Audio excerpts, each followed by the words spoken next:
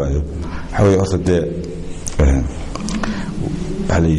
Soomaalida xukuumadda habla weyn aamiska lagu mid kale ku jirtaa waxa weey oo imanaysa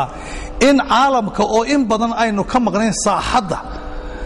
ay magaranaysaa inaan ka hadlin haddaad hadli weydo niman hadlin hooyadina wax ma siiso waa mahmaan Soomaaliyeed weeyaan waxaanu ku dhawaaqnay inay sax yihiin oo dad ka gudbi karanaanay iyo inaynu ahayn bal dawladnimadeena la eegaya inay tahay mid taabagala oo ka gudbi kara iyada dadkeedu oo ilaahay leh iyo in meeshii laynoo tageeyo aynu isaga dhaqaayo maqaam ka hooseeya madaxweynaha in lagu tago shirka noocaas oo kala laakiin ma aha inaynu ku qasanno oo maanta isku haysano mana dhacayso dabcan in Soomaaliland la kala googooyo ama lagu khasbo shirka xujayna dulta Allah xujadaasi had iyo jeer waxa weeye Soomaaliya wada hadla Soomaaliya waxaan ogolahay in loola hadlo shirka waxa ka dhaxmooda wax rag xambaarsan yahay ma aha wax international community doonayo international community wuxuu rabaa hal solution halkuna Soomaalida weeynu ka yimaadaa laakiin waxa weeye wax rag gaar ah xambaarsan yahay oo ku soo tashadeen oo Cali Khaliif kamid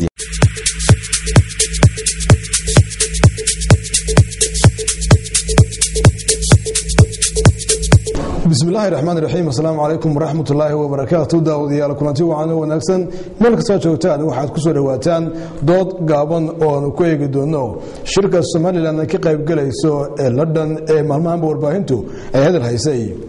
shirkaas oo si weyn loogu armin doono dalkaasi koonfurta waddanka Soomaaliya sida ay sheegayaan ilaa iyo hadda qodobada xoogaalka ay ka soo baxaya barnaamijkan waxaa martiigu ah qaar ka mid ah aqoonyahanada waddanka Somaliland xildhibaano iyo gudoomiyaha xisbiga cadaaladda daryeelka UCID injineer Faisal Cali Waraabe dooda waxaynu ku eegi doonaa san horeeyay ugu sheegay in uu diiradda ku saarno shirka London marka ugu horeysa aan barnaamijka ku soo dhaweeyo aqoonyahan Cabdullaahi Jaamac Cali oo isagu ka mid ah aqoonyahanka Somaliland Cabdullaahi adigu marka hore waxaad iga warantaa bal aragtidaada ku aadan in shirkaasi Somaliland ka qayb gasho Soomaalidu waxa tirada horta mawduucan waa mawduuc aad u muhiim ah oo dadkana dareen galiyay oo maxaad walba iyo marfish walba laga sheekeynayo idaacadaha warar badan bay ka sheegayaan wararka waa isla haynaa shirar badan oo gogoos oo fara badan xalay waxaan dhageysanayay BBC oo ka hadlaysa Mareykanka oo Washington ku qabtay shir niman Soomaali asalkoodu yahay oo Mareykan ah oo professors isugu yeeray oo isu diyaarinaya shirka London horta waa shir aad iyo aad u muhiim ah loona baahan yahay in laga hadlo oo laga wada hadlo oo wax la isku weydaarsado waa shir aad iyo aad muhiim ah ta kale waxa weeye Soomaalidu waxa tirada muruqa laba suule ninbasti ku ah innaka shirka London dareen gaar ah iyo walaas gaar ah iyo si gaar ah inagu yahay si gaar ah ayuu inagu yahay waxaan jeclahay in aan horta aragtideeda ka dhigto siyaabaha gaarka ah wixii fikir ay ila tahay tala bixinana aan raaciyo oo aan hadalkayga sida u qorsheeyo waa xagga aragtida aniga waxa ii muuqda waxyaabo soo jireen ahaa oo hore soo jiray oo taariikh ah oo waana muhiim in taariikhda la xuso taariikhdu iyada dunida xukunta iyada go'aan kale waayo waxa weeye wixii shalay dhacay wixii daraad dhacay wixii soo jiray haddana ku xisaabtamin deeb waxa soo socdana ma garan kartid go'aanna ma gaari kartid marka waxyaabo soo jireen aha waynu ogeyn waa ka wada dhereegsanahay isaga sheekayno maxaa cusub ku soo biray wixii hore waxa cusub ee ku soo biray waxa weeye ma aha shirka London oo qura waxa cusub ku soo biray waxa ii muuqda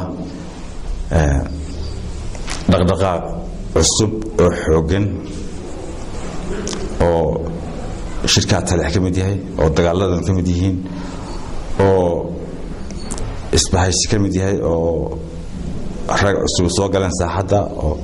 siyaasad cusub dhaqdhaqaaq cusub ideolojiyad cusub istiraatiijiyad cusub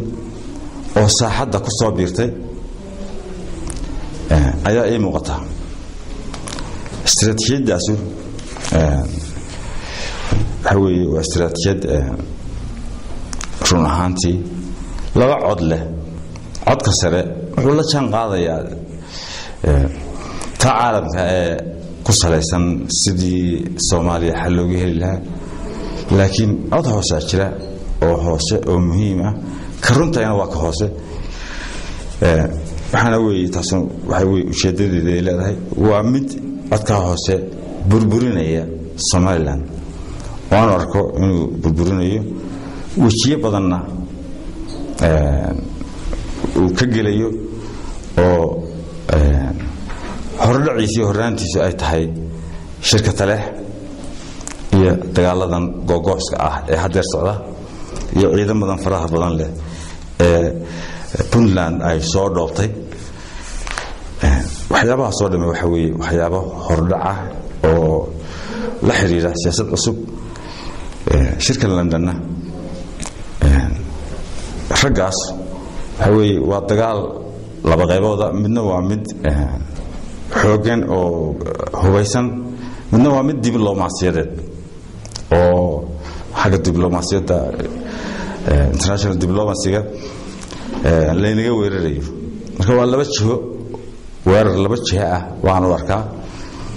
weliba saddex jiho jihada saddexaad waa dhaqaale oo ka dambeeya waa waxyaabo kale oo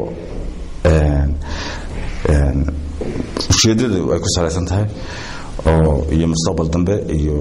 waxyaabo kale laakiin waxa weeye iminka dagaalkan waa laba geesood waa mid xagga diblomaasiyadda ah iyo mid xagga gacanta ah oo gacan ka hadala labadiiba waa la isku daray waxaadna moodaa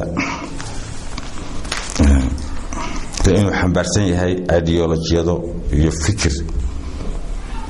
ku salaysan nacayb iyo waxyaabo hore oo maartay qadiim oo laga gudbay oo loo baxnay keenayana burburka Somaliland بالمثل waxaan ognahay Ali Khaliif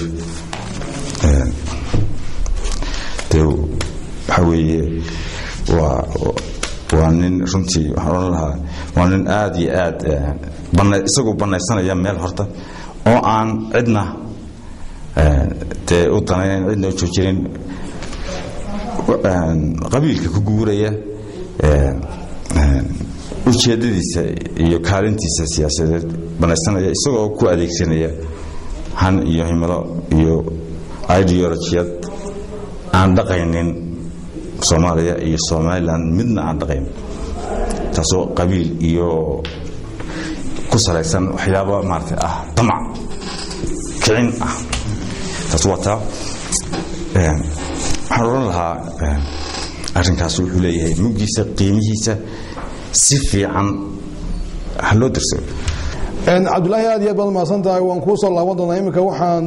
u wareegaya dhinaca xildhibaanada xildhibaan Axmed Ibrahim Reegal oo ka mid ah xildhibaanada golaha wakiilada Somaliland ee isaguna waxa uu marti lagu yahay barnaamijkan aanu diirad ku saarayno shirkaasi la dhan xildhibaanadu soo horta arrintaasi waxa weeye xukuumadda Somaliland oo kaashanaysa golayaasheeda cid uga yeedhisa wax waliba war saxaafadeed iyo war jaraa'id ma aha waxaynu leenahay golo xukuumadeed waxaynu leenahay xisbiyaal qaran oo saddexa waxaynu leenahay 15 urur oo mid walba gudoomiye leeyahay oo iminka sharciyan la aqoonsaday inkastay wali wax u dhiman yihiin xaggii processkii oo mid walba gudoomiye ku meel gaadha oo madaxweyne doonayo inuu future ka noqdo iyo tiim uu wato intaasoo dhan talada waa la weydiinayaa golayaashii qaranka oo kan golaha wakiiladii anigu aan ka mid ahay Reegal ahaan ay ka mid yihiin golo talada waxba laga siinaya waxa weeye qofba sibay ula muuqanaysaa laakiin meel baa miisaanku u dhacaya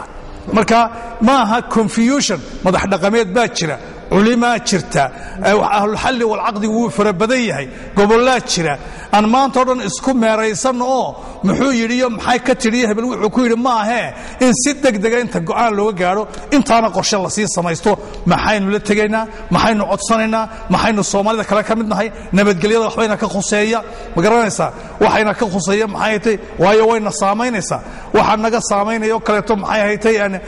waxyaalaha kale horumarka khayraadka la doonayo yes wayna saamaynaysaa bad iyo berriba waan leenahay waxa weeye waan isku wada dhegannahay soomaaliya etoobiya jibuuti intoo dhan daris baynu wadannahay waxbaa mandaqadda waxbaa ina ka saamaynaya saamayntaa ma doonayo cid kale ina noo hadashee annagaa hadloonayna xukuumadduna inay meel walba istaagto laakiin markay istaagayso ma doonayno in ereyey kooban in lagu celceliyo waxay somalilan qabsatay qiyaamaha waxa weeye platformka yagu waa sidaa 1 2 3 saasaan u rabnaa haddii aan la yidhi faa'iidooyinkaasina waa ku jiraan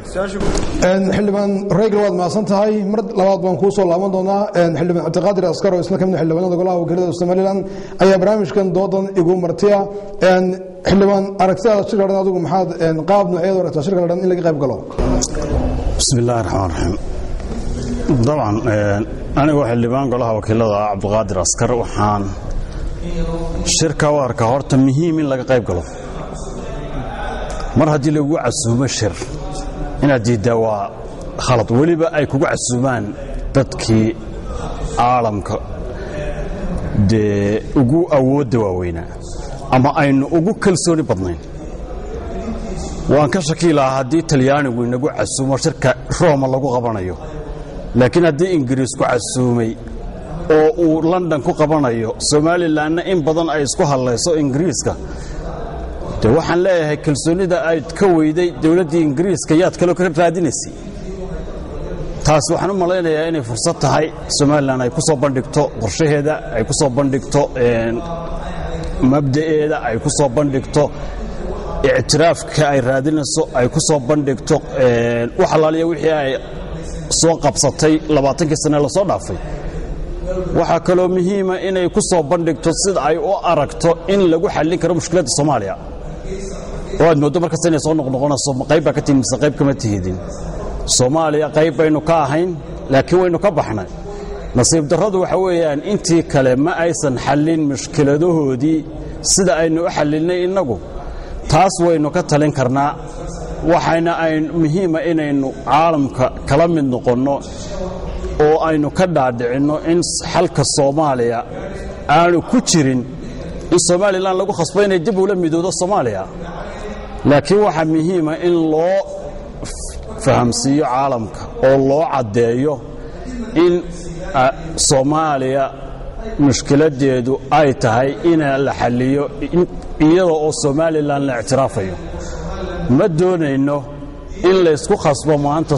labadii gobol ee Soomaaliya ee midoobay 60kii taas waa wax cad waa wax caalamka oo dhan ka dheregsan yahay haddii la isku khasbana dagaal sokeeyo un baa dhacaya markan daawadayaal aynu u wada leexano dhinacaasiyo dadka rayidka ah ee reer Somaliland gaar ahaan odayaasha inta badan iyagu jecel qarannimada iyo jiritaanka waddanka Somaliland oday ka mid ah odayaasha magaalada Hargeysa oo lagu magacaabo Oday Ibrahim ayaa isaguna aragtidiisa ka dhiibanaya anigu halkan waxaan kaga dhiibanayaa fikradayda barnaamijka maanta la qabanaya la dhan barnaamijka la dhan ee la qabanaya baan anigu fikradayda kaga dhiibanaya marka waxa weeye barnaamijkan la dhan website walba waan galay labtoonna badan baan galay Soomaaliya ku jirta Somaliland meel la kaga ma jirto waxa laaliyo wixii gobolada isugu imanaya waxa uu imanaya shiriif goboladii oo dhan baa la isugu keenaya markaan dhan walba ka gaaray Somaliland meel ay kaga jirtaa ma jirto shirka la dhan midaan ahayn anigu waa ogolay waxaan ogolay ka Soomaaliya iyo Somaliland lagu wada hadal siinayo meel ajanda la yimi oo Soomaaliya loogu talinayo oo budhcadbadeed lagaga hadlayo oo argagixiso lagaga hadlayo oo dhaqaalaheedii lagaga hadlayo oo sidii nabad looga samayn lahaa looga hadlayo Soomaaliya intay tagto hadal kama jeedinayso marka anigu waxaan leeyahay shirka xujayna dul taala xujadaasi had iyo jeer waxa weeye Soomaaliya wada hadla Soomaaliya waxaan ogolahay in loola hadlo laakiin shirkan oo kale maaha waxa weeye mid gooni laynoogu goleeyey oo ajandihiisu yahay Soomaaliya iyo Soomaaliland baa la wada hadal siiraya adduunweynaha aynu nahno wada hadalay oo isdiidnay illa kullu wayna diidayaane ka taliya arintayada daawadayaal doodaynu halkaas ay ka socon doontaa aynu galno qadar yar oo nasashaa qadarka haddii ka soo laabano doodaynu halkii aynu ka sii socoto aqoonyahan Cabdullaahi Jaamac Cali waxa uu ka mid yahay aqoonyahanka Soomaaliland waxaan dhamaantiinba mar labaad aan weydiin lahaa inagoo dooda qaybta labaad imika u gudubnay haddii Soomaaliland shirkaasi ay ka qayb gasho amba ay ka qayb gali weydo maxaa la oran karaa faa'iido ay ku jirtaa Soomaaliland in shirkaasi ay ka qayb gasho aqoonyahan Cabdullaahi Jaamac aan ku horeeyo haweeye hadii laga qayb gali kari waayo haweeye horta dee Soomaalida xukuumadda hablaweyn aamiska lagu meeriya waxa dhici karta dee in raggaas ay wataan dee inay socoto ta kale dhacaysa waxa weeye hubaash waxa weeye dee nin maqan nin gola kamaaga nin wax qarsanaya nin didsan baa lagu arkaya اعتراف بين دولني إنه مقنوي إنه جوبشوق نقنوي إنه دنيه إنه دفاع عنوي إنه إلى شنو قرن كان الدبلوماسية العالمية إنه جوب والبا أو دنيه إنه يجيب إنه تقنوي إلى شنو دنيه ما إنه ده سيد قرية ده كبرنو أما كبرنو أما إنه كم ماجنو حقبا إن ده خسارة بدني إنه يقول شلو هذا إنه كباغنا شركة بانقبا حاجة فائدة ولا حاجة فائدة كجرت وحوي وحلو بهاي أي رجع سحبرسين وحوين ما قيمة وين نكون فرديان ما أركو إن حل الهلي وحاجة الهلي ما أركو إن أيبين كريان فكر كذا أيبين كريان وحا مهمة إنه taa mid la barbar dhigno oo sax iyo tooska iyo guraca la kala garto hadii tooskii la waayo oo aynu jeex weyn wadadii tooska ahayd tii guraca looma arkayo laakiin labada weyn is barbar yaaliin faa'iido ka jirta waxa weeye waajibanayna doodaheena ra'yigan cidina ma khasbi karto cidina inama oran karto kun talaabo dib u qaad كنت الله ديبقات بدنا إنما أوران كرت مارت خاصة كو أقولوا عن ترابين أنا واحد قبل ما كان فائدة بدنا يقول جت وأن إسكون موجي كرنا واحد نسيا تدير كرونو أو دير كرونو أنا كده قابلنا يا لو دير كرونو يا دير كرونو يا سنة دريا كوت هرتمك هذا أنا واحد قبل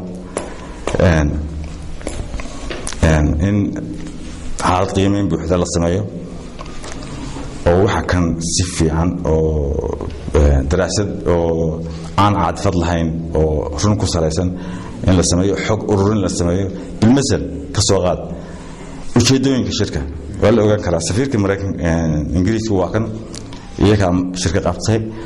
ولا يدين كلا عشان ده الشركة وحويها يقضى بدأ أقومي مثلا شركة لغاها hadlayo ama issueska important ah shirka lagaga hadlayo iyo waxyaabaha shirka xitaa ujeedadiisa guud ahaan iyo waxa la filayo inay ka soo baxaan maxay ka rajeynayaan shirka inay ka soo baxaan maxay u qabteen sababtay u qabteen maxay tahay maxay ka rajeynayaan inay ka soo baxaan waxyaabahaas oo dhan in aynu dirisin waxa loo baahan yahay in ogaano timetable-ka waxyaabo badan inaynu ogaano marka hore inagoo halkan ba joogna in aynu ogaano baa loo baahan yahay waxaynu ogaan karnaa khataraha inaga iman kara waxay yihiin cidda wadda siday u socdaan waxay la imanayaan xog ururin badan iyo daraasad bay horta u baahan tahay xaalad qiimeyn badan inay sameeyno waxaan oran lahaa bilmasal dawladiyay isku kaliyeyn waxaan ogahay in dareen badan jiro oo dadku laga soo bilaabo maxamuud axmed cali iyo maxamed ibraahim cigaal madaxweyne kasta oo yimaada waa xagga waa lagu tuhmayay oo waxa la lahaa xaggaas uu geenaya yaana shirka ka qayb galinaya inaan shirka tagin waxaana Soomaalidu ku mahmaadaa ama la isma diro ama la isma diro baqdin waa jirtaa cabsi waa jirtaa oo dadku inuu saasay day cabsanayeen taasina waxay keentay in dabarro badan inagu aynu isku xishno waxaan qabaa in dawladuna taa si ay uga badbaado in guddi farsamo yaqaanaa la soo xulo meel hoosta looga xidho ay wax kan iyagu daraasad sameeyaan talo iyo barnaamijna ka soo jeediyaan wixii lala tegi lahaa ay soo dhigaan lala eego waxaan kaloo qabaa in cidda la diraya delegationka la diraya uu yahay delegation mugle oo ballaaran oo xisbiyada oo dhan ka kooban oo dawladdii ku jirto oo xildhibaanna ku jiraan oo madax dhaqameedyo ku jiraan oo mutacalimiin ku jirto guddi miisaaman oo ballaaran iyaga oo xambaarsan wixii loo dhiibay xambaarsan ayay tegayaan dadna halkaas ka dagaalgelayaan waxa jira bilmasal qurbaha wala la tashan karaa waa laga hawlgeli karaa dadna waxay u baahan tahay marka abaabul ballaaran iyo dee wada xiriir dawladdu sidaa waa ku xilbaxaysaa eedii iyo tuunku wuu haraya wax qabadna waa imanaya way wixii waa loo wada joogaa waa loo wada dhan yahay ma aha dawladdu keligeed inay iyana ku kaliyeysato meel hoosta ka xirato waxa la yidhi nin hulaab xumi inuu wax qarsanaya la moodo taas waa inay dawladda ka baxdaa way xildhibaan Regal adigu faa'iidooyinka aad aragtay shirkaasi Soomaaliland u leeyahay maxaa kamid ah waxaan u arkaa inay ku jiraan faa'iidooyinkan u arkaa waxa weeye marka ugu horeysa horta Soomaaliland dadkeeda iyo dalkeedu waxay go'aansadeen oo referendum ama codbixin qaran ku go'aansadeen inay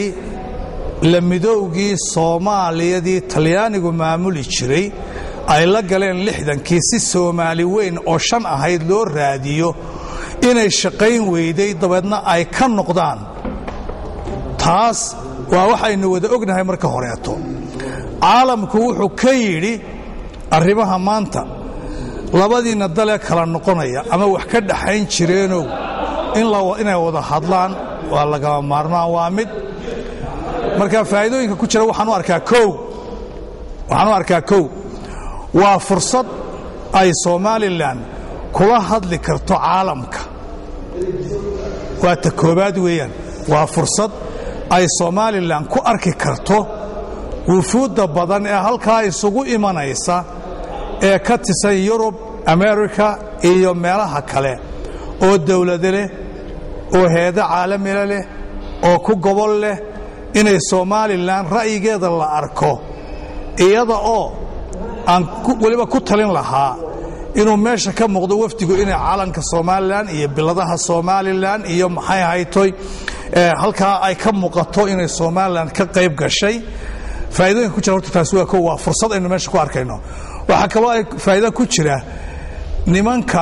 hay'adaha caawimada bixiya ilaahay baa caawimo bixiya subxaanahu wa ta'ala inagu caawimo ilaahay baynu weydiisanaynaa isagaynu naxariis weydiisanaynaa laakiin caalamku wax isku xidhan oo isu baahan weeyaan dunida oo dhami gaaliyo muslim sidaa daraadeed haddii dadka dunida jooga waxa la oran karaa midalan Soomaaliya waa ognahay inaan aqoonsanin oo Soomaaliland aqoonsan Soomaaliyana ay burburtay annagu maamulkayagii waanu dhisano markhaatibaad ka tihiin meelaha kanana inaa la dhistaan hadday runtahay oo la dhisayo inaa la dhistaan oo ku caawisaan annaga ayaa maxay tahay ogol oo ku faraxsan hase yeeshee annagu waxaan doonaynaa kow in annaga wixii mucaawino horta la bixinaya horumara waa fursad kale meesha ku jirta inay wafdiga dawladdu ama xukuumaddu ama wafdiga Soomaaliland u dirtaa intuu doonaba hal leekaade in ay toos ilaahan wax yaga noo siiya Hargeysa waa inay toos u yimaadaan si ay gobolada 13 ah ee Soomaaliland ka kooban tahay ay maxay hayto loo gaarsiiyo horumarka bulshada dhaqaalaha kaabayaasha dhaqaalaha oo waxna la kala qabto heedaha ka shaqeeya laakiin ay toos waxaas noogu yimaadaan faa'iido kale ku jirta waxa weeye oo imanaysa in caalamka oo in badan aynu ka maqnayn saaxadda ay magaranaysaa inaan ka hadlin haddaad hadli weydo niman hadlin hooyadina wax ma siiso waa mahmaan Soomaaliyeed weeyaan faa'iido kale ku jirtana waxa weeye waa in layna arko inagoo hadlayna inagoo joogna oo codkii dadkeena matalayna markana siiyo xildhibaan askar cabdiqaadir askar aan iraado xildhibaan adigu faa'iido maxaad u aragtaa Soomaaliland shirkaasi inuu ugu jiro faa'iidada inoogu jirtaa waa inaynu ku soo bandhigno caalamka u cadayno qadiyadeenna dastuurkeenna go'aankeenna iyo masiirka aynu doonayno inaynu ku socono mustaqbalka 40 sano hadday qaadanayso iyo 60 sano hadday qaadanayso ictiraafku maaha inaynu maanta lumino walaakiin waynaynu u cadaynaa Soomaalidana u cadaynaa caalamkana u cadaynaa waxaan filayaa inay tahay waqti 23 isha ka harsan yahay shirka maanta inaynu ka doodno waxa inaynu ka qayb galanay inaan ka qayb galayn waa nasiib darro inaynu maanta ka doodno waxayd maanta inaynu diyaarsan yihiin qorshahaynu la tagano cidda tagaysa iyo barnaamijka ay la tagayaan oo cad oo waliba aynu ka doodno barnaamijka ay la tagayaan oo qoraal ah oo dawladdu soo saartay aynu maanta kaga doodno golaha wakiilada iyo golaha goortida oo aynu wax ka bedela oo halka ka bedela laakiin ma ahayn inaynu maanta ka hadalno oo 3 wiil ka hadhay ma ka qayb galaa mise kama qayb galayno waxayna casuumay prime ministerka Ingiriiska sida wararku nagu soo gaarayaan warqad official uu soo diray madaxweynaha ama uu soo dirayba waxa yimi safiirkiisi waxa yimi wasiirkiisi waxa imanaya wasiirka waxaan maleynayaa prime ministerka ama madaxweynaha Faransiiska sidoo kale uu soo gaarsiiyay casuumadiisi waxa imanaya dabcan Kofi Annan oo ah security council-ka xogayihii guud dabcan uu soo gaarsiiyay isaguna invitation-ka iyo codsiga inaynu ka soo qayb galno waxaan maleynayaa marka maqaamka noocaas lagu casuumo ma aha inaad ku meeraalaysato Soomaaliland baa lagu darayaa Soomaaliya waxa weeyaan inaynu ka doodno maanta bay ahayd dadka tagaya golayaasha imisa qof baa ka tagaya golaha wasiirada ma aha inuu wasiirka madaxweynuhu inuu ka haysto wasiirka arrimaha dibadda waxa la leeyahay waxa uu madaxweynuhu aaminsan yahay la aaminsan laakiin waa inay guddi iyo talo ballaaran iyo gole ballaaran uu shirka tago oo ay ku jiraan dabcan labada gole ee baarlamaanka iyo guurtida waa inay ku jiraan xisbiyada qaranku waa inay ku jiraan civil society-ga ama maxaan dhahaa dadka matala bulshada rayidka maanta waxay ahayd inay cad yihiin dadka ka qayb galaya iyo xubnaha aynu u dirsanay oo dabcan uu hogaaminayo madaxweynuhu odayaasha magaalada Hargeysa ayaa iyagu qudhoodu dareenkooda waxay ku cabirayaan balse warkaan in shirkani laga qayb galo iyo Soomaaliland hadii laga qayb galo maxaa ku jaban oday Cabdilaahi bal aynu eegno isagu ra'yiga arintaasi uu ka qabo bariyaha kan oo dhan waxaa jirtay shir la sheegay la dhan inuu ka socdo oo dadku aad iyo aad ugu kala duwan yahay runtii inta badan ma ogola shirkaasan doonaya inaan ka yara hadlo in yar shirka anigu waxaan oran lahaa ra'yi ahaan markaan eego shirka ayaa la isku tegey waxa weeyaan dabin la dhigayo weeyaan dabinka ninka maanta aan tegin baa ka baxsanaya ninkaan tegin baa ka baxsanaya laakiin ninkii tagaa dabinkii buu ku dhacay sida aynu wararka ku hayno in waxba ma qarsoone meeshan dadka la isugu keenaya waxa weeyaan buug baa loo aqriyaya wax taloo iyaga la weydiinaya male dawladaha soo goostay maxadad baa laga dhigaya waa la qabanaya wax allaale wax laga weydiinaya ra'yiga oo la weydiinayo leeyahay ama xaqanaad ka socotay ama ka socotay ma jirtaa waxa weeyaan dabinka maanta saynan ugu dhicin shirka ayaan la tegin madaxweynaha waxaan kula talinayaa madaxweyne waxaan ku leeyahay mudane waa inaad shirka aad iyo aad uga fiirsataa dadka wax la weydiiyaan inay noqdaan dad waxaan garanaya anagu waxaanu soo joognay ilaa 60kii baanu doorashooyinkooda ku soo jirnay wax walbana waa garanaa siday u dhacayaan iyo sida ay yihiin waxaanu leenahay halka dabin baanu aragnaa waxa weeyaan dabinka inayna ku dhicin oo maanta laga gabado weeyaan waan la tegin sida dadka wax garanaya ee badan wax garadkoodana ay ku hadleen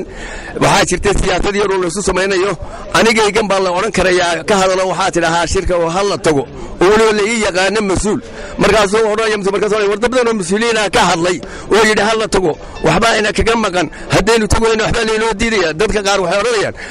macaaguma leena ka jaraya war gabal leena ka jari maayo beestin leena ka jaraya ma jirto wixii ilaahay idin qoray baa qoran ilaahay baanu kaga kalsoonahay waxaan oo dhan waxa weeyaan wax la jiray wax loo kordhiyo mooyaan waxa la teergaranayaa waxaanu ku dhawaaqnay inay sax yihiin oo dadka gudbi karanahay iyo inaynu ahayn bal dowladnimadeena la eegaya inay tahay mid taabagala oo ka gudbi kara iyada iyo dadkeedu oo raay leh iyo in meeshii laynoo jiheeyo aynu isaga dhaqaaqano waxaan leenahay bal maxaad liyaad la fadhiisanaysan marka la keeno galmudug gal ximan iyo xeeb marka taa la keeno adigoo 12 sano dowladaha oo wax walba dhameeyay oo system walba dhameeyay oo maanta ilaahay ma hadii aad joogto markaad ku waa la mid noqoto maxaad faa'iiday 12 sano ayaa la weydiinaya marka bal yaa la weydiinaya aynu joognay anigu waxaan leeyahay nabadgelyadana hal la ilaaliyo dadkana waxaan ku waaninayaa meel walba in nabadgelyadeeda la ilaaliyo gudoomiyaha xisbiga cadaalad iyo daryeelka wiciid injineer Faisal Cali Waraabe ayaa isaguna doodan barnaamijkan laga qayb qaadanaya isaguna bal ka hadli doona shirka la dhan iyo tagisteeda sida uu arko imaka inaanu ka soo baxnay la shirnay qolada Ingiriiska socotay qolada Ingiriisku waa mar labaad ka yimaadeen laba gudahood waxaanay u socdaan waxa weeye waa shirka London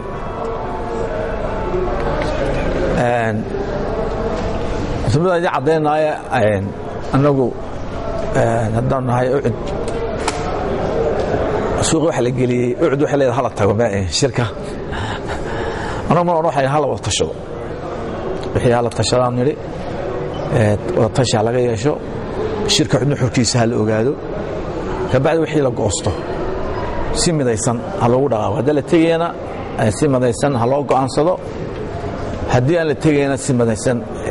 loo diido mana rabno inuu arintani shirkan inoo noqdo shir inaga ina kala burburiya maaha shirkan hadda aniga aan la shirnay shirkan waxa weeye dhowr arrimood baa laga hadlayaa waxa burcadbadeedka iyo nabadgelyada iyo magaalada si arrimaha Soomaaliya wax looga qaban lahaa halka waxa imanaya dawlad goboleedyada yaryara ee magaalada Puntland ka mid ahayd imanaysa galmudug ka mid ahayd Al-Sunna ka imanaysa iyo dawlad iyo TFG da imanaysa inaga waxa limanka weeye leeyahay kula kaalaya wala ka faa'iideysanaysan marka ana waxaan wali taaganahay su'aalo ku dhigna magaalada xagga dawladda Ingiriiska ayaan filayaa imaka inay qoladan wadaan oo dawladda Tirno soo cadeeya su'aalaha marka loo cadeeyo dawladda si balan qaaday waxa weeye in la isku yimaada waxay dawladdu war haysana keentaa waxa anaguna aan war hayno aan waxa keenaa aan de tala midaysan ka soo saarna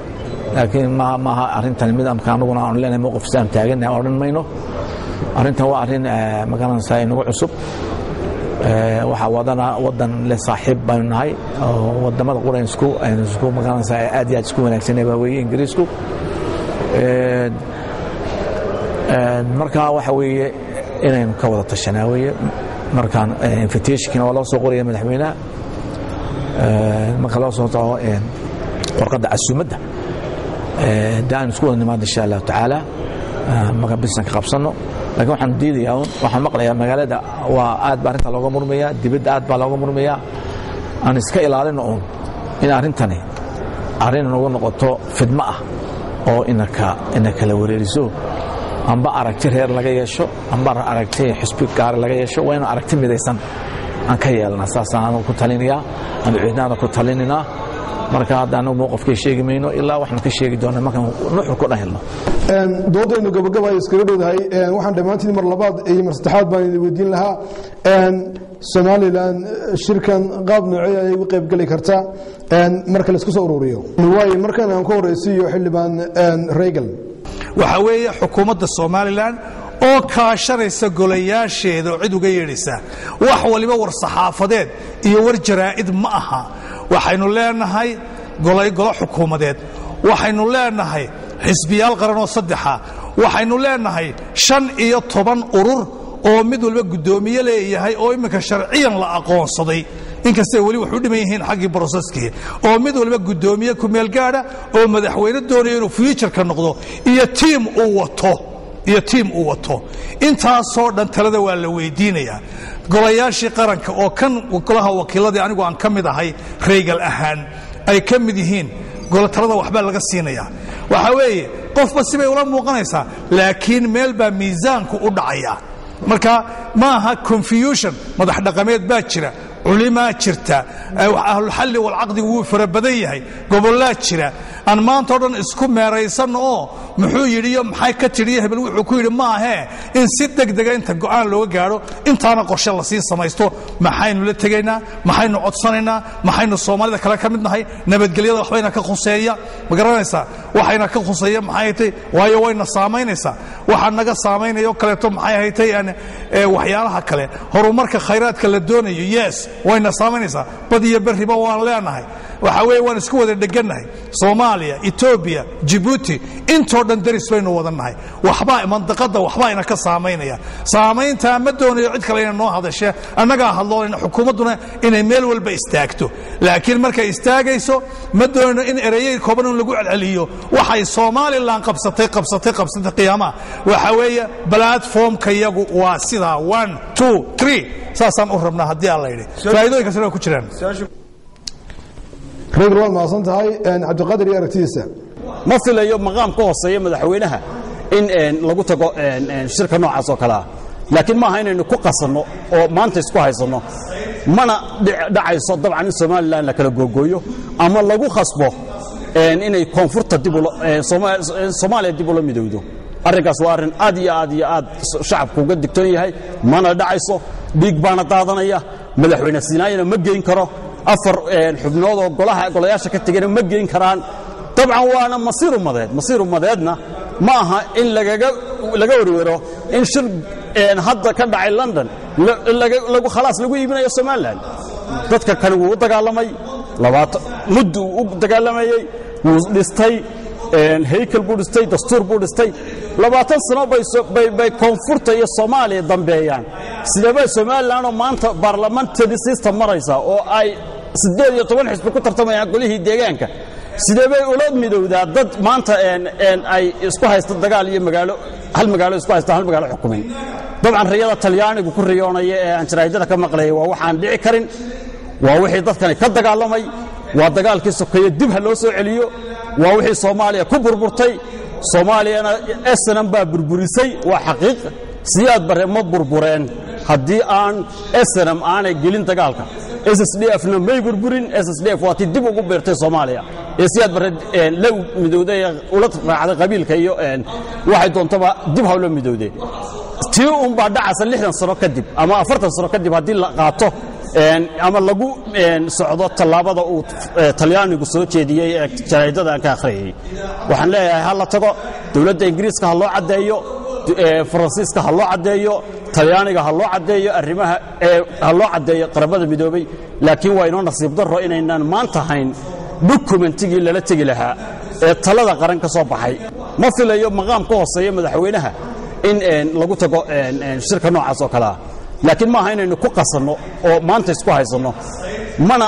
dhacayso dabcan in somalilan la kala googooyo ama lagu khasbo inay koonfurta soomaaliya dib ula midowdo arrinkaas waa arrin aad iyo aad iyo aad shacabku uga digtoon yahay mana dhacayso dhiig baana daadanaya madaxweyne siinaayana ma geyn karo afar xubnood oo golayaasha ka tegana ma geyn karaan dabcan waana masiir umadeedna ma aha in laga warwero in shir hadda ka dhacay london khalaas lagu iibinayo somalilan dadka kani wuu u dagaalamay muddu uu u dagaalamayey wuu dhistay haykal buu dhistay dastuur buu dhistay 20 sano bay koonfurta iyo soomaaliya dambeeyaan sidaba somalilan oo maanta parliamentary system maraysa oo ay 18 xisbi ku tartamayaan golihii deegaanka sidabay ula midowdaa dad maanta ay isku haysta dagaal iyo hal magaalo isku haysta hal magaalo xukumin dabcan riyada talyaanigu ku riyoonaya ee aan jaraa'idada ka maqlayay waa waxaan dhici karin waa wixii dadkani ka dagaalamay waa dagaalkii sokeeye dib ha loo soo celiyo waa wixii soomaaliya ku burburtay soomaaliyana SNM baa burburisay waa xaqiiq siyaad bare ma burbureen haddii aan SNM aanay gelin dagaalka SSDF-na may burburin SSDF waa tii dib ugu beertay soomaaliya ee siyaad bare la midowday ula raacday qabiilka iyo waxay doontaba dib ha loo midowday tii un baa dhacaysa 60 sano kadib ama 40 sano kadib haddii la qaato ama lagu socdo tallaabada uu talyaanigu soo jeediyey ee jaraa'idada aan ka akhriyay waxaan leeyahay ha la tago dawladda ingiriiska ha loo cadeeyo faransiiska ha loo cadeeyo talyaaniga ha loo cadeeyo arrimaha ha loo cadeeyo qaramada midoobay laakiin waa inoo nasiib darro inaynaan maanta hayn dokumentigii lala tegi lahaa ee talada qaran ka soo baxay. Abdullaahi adigu maxaad oran lahayd qaab nooceeya shirkan Soomaaliland ha ka qayb gasho? anigu horta xamar waa tagay wasiir waa kan waa tagay meesha aan tagose runtii waxa weeye siyaasadda aan ku tagay waxay ahayd siyaasad ku salaysan gudaheena oo ma ahayn mid mabdi'iya sideedaba Afrikaanka waxaa geliya siyaasadda anigu siyaasadda markii horena ma jeclayn laakiin siyaasadda Afrikaanka caada gelisa caadaan ku tagay waana la ogaa halka dadka kale tababar iyo hiddo iyo diyaar garow iyo ay ka qaataan inagu siyaasaddeena waa caado anigu caado ku tagay waxna waan soo bartay waxna waan soo ogaaday waxna waan soo faa'iiday taas waa taa waxaan oran lahaa yeenan horta arrinka qaranka ama horta taas hadhow ama ha lagu darsado ama la iska daayo tan ugu inay jirtaa waxaan arkaa inay taas jirin taa gunteedaan soo ogaaday taa waan soo baaray waxaan ogahay xitaa inaan dee dariiqba midnimadu dariiq bay leedahay loo maro dariiqa midnimada loo mari lahaa inaanay haynin waan weydiiyey anigu midnimada si lagu helaya xoog baynu waqooyi ka soo qabanaynaa waqooyi waa goostay waqooyi wuu goostay cali khaliifka laftiisa ayaan weydiiyey anagoo miiska fadhina oo ra'iisul wasaare uu yahay dawladdiisan ka mid ahaa maxaa inooga siyaasada waa goostay waqooyi ilaa hadhow xoog kusoo qabanmayno taangiyo badan ruushka ina siin maaye maxay noqonaysaa xalku maxaad haysaa dabadeedna xal ma hayo ka soo tali buu yidhi runtii taladeediina may qaadan mid ay kale oo ay meel marinayaan oo hayaana ma jirto waqooyi koonfur waa caynka gunta waan soo gaaray waxba ma jiraan iyaga u baahan xal inay wax jiraan maxaa lagu biiraa wixii wax jiraan ma inta jiraan waxaan oran lahaa inagu aan la tagno siyaasad cusub aan caalamka dhaadhicin inaan tan la burburin mira Soomaaliya xitaa mira geed saaran mira gunta ku jira looma daadiyo 20 sanadood baa tan nabad lagu soo waday caalamka investment badan baa ka gashay dee marka in la burburiyo iyadii oo cali khaliif laga ogolaado inuu burburiyo dee ma aha shamir ku burburiyo cidii kale waxaan oran lahaa war horta tan haynoo jirto hadhow taas ama aan wada hadallo ama aan isdiidno ama cid khaslaysa ma jirto dadka inta badan hal raaco ma oran lahaa guud ahaan baa khiyaarta qiimaha iyo qadarinta mudan ee hawada nagala soo intaasi waxaa nagaga dhan doodii gaabnayd ee aanu ku falanqaynaynay shirka Soomaaliland la sheegay in ka qayb galayso ee wadankaasi Ingiriis ka dhici doona dhawaan doodaas intaas aan ku soo gabagabeynaa waxaan aad iyo aad ugu mahadnaqayaa mas'uuliyiinta kala duwan iyo aqoonyahanka ee nagala qayb qaadanayay oo uu ka mid yahay Cabdullaahi Jaamac Cali oo ah aqoonyahan reer Soomaaliland xildhibaan Axmed Ibraahim Reegal xildhibaan Cabdiqaadir Askar iyo odayaasha reer Soomaaliland iyo gudoomiyaha xisbiga Faysal Cali Waraabe doodan intaas aan ku soo gabagabeynaa dhamaantii mastaas iyo nabadgelyo